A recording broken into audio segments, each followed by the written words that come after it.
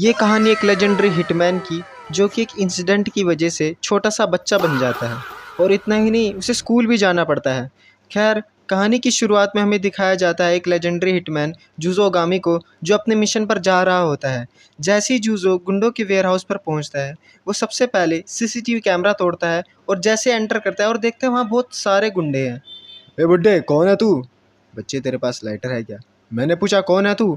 उसके बाद जूजो उसकी ही गन लेकर उसको ही शूट कर देता है और बाकी वहाँ पे जितनी भी लाइट्स थी उन सबको शूट करके और सभी गुंडों का सफाया कर देता है। लेकिन एक गुंडा एक सूटकेस को लेकर भाग रहा होता है। जूजो उसके सामने आकर उसको गिरा देता है, लेकिन गुंडा पलटकर वार करने ही वाला होता है कि जूजो उसके पेट में एक रख के मुक्का देता है और वो बेचारा दूर दरवाजे पर पटक के मर जाता है। थोड़ी देर बाद दिखाया जाता है कि जूजो का एक साथी कोतात्सु निकोता जो उस सूटकेस को खोल रहा है और उनको उस सूटकेस में सिर्फ एक टूटा हुआ वास्प मिलता है और उसके अंदर एक नेस्ट होता है जिसमें जूजो कुछ खास इंटरेस्ट नहीं दिखाता। और उसके बाद फिर वो दोनों मस्त रामेन खाने के लिए चले जाते हैं, जहाँ पर जो निकोता है वो तो मज़े लेकर खा रहा होता है, लेकिन जो जूजो है ऐसा लग रहा है बेचारा बहुत दुखी है, अपनी लाइफ से बहुत बोर हो चुका है। खैर, अगले दिन हमें दिखाया जाता है जूजो अपने अपार्टमेंट में जा रहा है। मुझे माफ़ कीजिए। कोई बात नहीं। और बच्चा जूजो को देख के भाग जाता है भाई। और फिर सोचता है जूजो, यार मेरी बच्चों से आज तक बनी क्यों नहीं। उसके बाद हमें दिखाया जाता है उसके रूम में एक फ़ोटो है जिसमें उसकी वाइफ और बेटी है, लेकिन अब वो जूजो के साथ नहीं रहते हैं। तभी जूजो के ब्लेज़र में कुछ चलता हुआ दिखता है और एकदम से एक वास्प जूजो के गर्दन में काट देता है। आह! इतना अजीब वास्प पहली बार देख रहा हूँ। और जूजो का दिल तेज़ी से धड़कने लगता है और वो बेहोश हो जाता है। तभी नेकोटा वहाँ पहुँच जाता है। ये मैं कहाँ हूँ? जूजो एरिवानीबुची नाम की एक औरत की लैब में है। एरिवानीबुची जूजो की एक्स वाइफ है और चीफ है जीओ साइंस डिवीज़न की। वो बताती है तुम्हारी ये हालत उस वास्प के वेनम से हुई है, क्योंकि जिस कंपनी के लिए तुम्हें मिशन पर भेजा था वो लोग लिविंग ऑर्गेनिज्म पर जेनेटिक मैनिपुलेशन कर रहे हैं, जिस वजह से ये कोई ऑर्डिनरी वास्प नहीं था। क्या? ये कौन है? नहीं, ये मैं कैसे, मतलब मैं एक बच्चा? मैं पहले जैसा हो जाऊँगा ना एरी?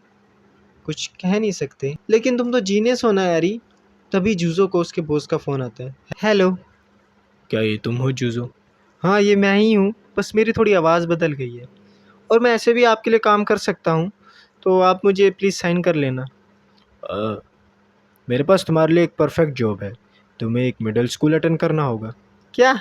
Middle school? अगले साल मैं उस स्कूल में अपनी बेटी का एडमिशन कराने वाला हूँ, तो मैं चाहता हूँ तुम उसे अंदर से इन्वेस्टिगेट करो। सही है तुम्हारे लिए, वैसे भी तुमने बीच में ही मिडिल स्कूल छोड़ दिया था। हाँ, पर ये थोड़ी है मैं वापस जाऊँगा। मैं तुम्हें इसके पैसे दूंगा। पैसे सुनते ही जूजो की आंखें चमक जाती हैं और वो इस काम के लिए हाँ कर देते हैं। अगले दिन हमें दिखाया जाता है जूजो स्कूल के लिए तैयार हो रहा है और उसे नेकोटा एक चश्मा भी देता है जिसमें एक ईयरबड और कैमरा लगा है, और नेकोटा इससे जूजो को बैकअप देगा, क्योंकि आखिरकार जूजो अंदर से एक ओल्ड मैन जो है, जो बच्चों से अच्छे से घुल मिल भी नहीं पाता। फिर हमें स्कूल में दिखाया जाता है जो नए बच्चे हैं वो अपना इंट्रोडक्शन दे रहे हैं और अब जूजो की बारी है। मेरा नाम जूजो ओगामी है और बस इतना ही। इंट्रो इतना बेकार था कि सब बच्चे उसको देखकर अजीब अजीब बातें करने लग गए। ये कितना बेकार है। हाँ, ये तो हमारे टाइप का ही नहीं है। तभी निकोटा जूजो को कहता है, ये कितना अजीब था। आपको क्लास के बच्चों के साथ मिलना जुलना भी है और ये भी आपकी जॉब का पार्ट है। तो उसके बाद जूजो बोलता है, शायद मुझे कुछ और भी बताना चाहिए। मेरी हॉबीज़ हैं कुछ नहीं, मेरी स्पेशल स्किल्स है स्नाइपिंग करना, जिसे सुनकर पूरी क्लास हैरान हो जाती है। अरे नहीं नहीं, गेम में स्नाइपिंग करना, सर्वाइवल गेम्स। और इसी के साथ हमारे जूजो का ख़राब सा इंट्रो ख़त्म हो जाता है। इसी के साथ शाम हो जाती है और स्कूल का पहला दिन ख़त्म हो जाता है और जूजो को एक लड़की जानबूझ के धक्का दे देती है। Oh sorry otaku boy. यार क्या कर रही हो तुम? वो तुम्हें स्नाइपर से उड़ा देगा। सर, इनका कुछ करना है क्या? अरे नहीं, छोड़ दो यार। फिर हमें दिखाया जाता है कि जूजो डिनर कर रहा है जो कि निकोता ने बनाया है और जूजो को वो बहुत पसंद भी आ रहा है।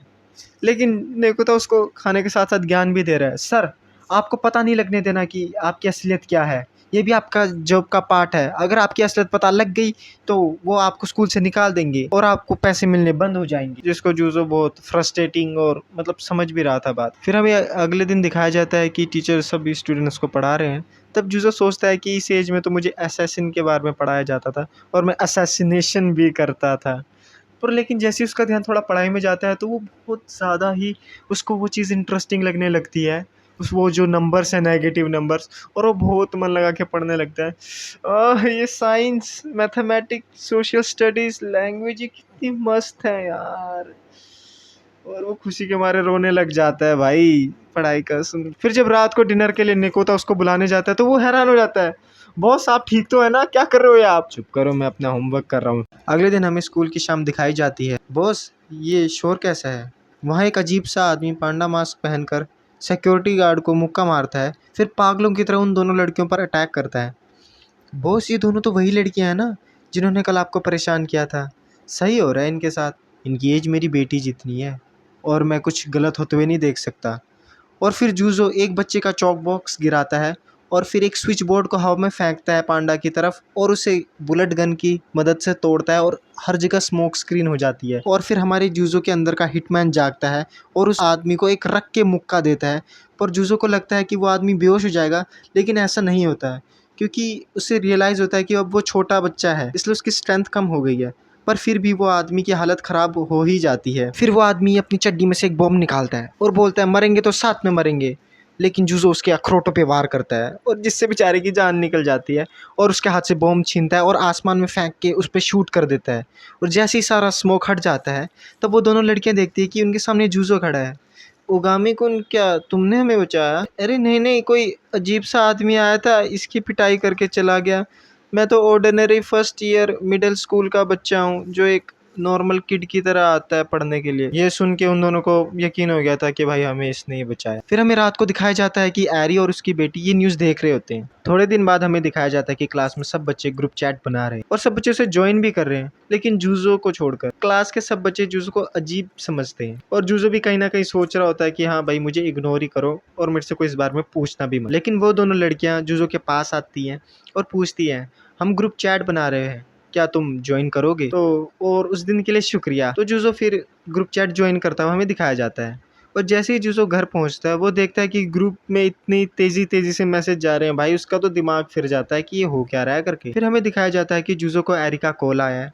एरी उसको बताती है कि जिस वास्प ने तुम्हें काटा था वो इस नेचर में एग्जिस्ट ही नहीं करता, वो एक आर्टिफिशियल वास्प था और जिस कंपनी ने उसे बनाया है वो है मित्सुओका फार्मास्यूटिकल्स। लास्ट 10 साल में ये बहुत तेजी से ग्रो हुई है और ये अब सेकंड लार्जेस्ट कंपनी बन गई है अपनी कंट्री की। और जो इसकी प्रेसिडेंट की बेटी है वो जूजो के क्लास में ही है, जिसका नाम है नोरेन मित्सुका। अगर जूजो से कांटेक्ट बनाता है तो शायद उन्हें वास्प से रिलेटेड इंफॉर्मेशन मिल सकती है।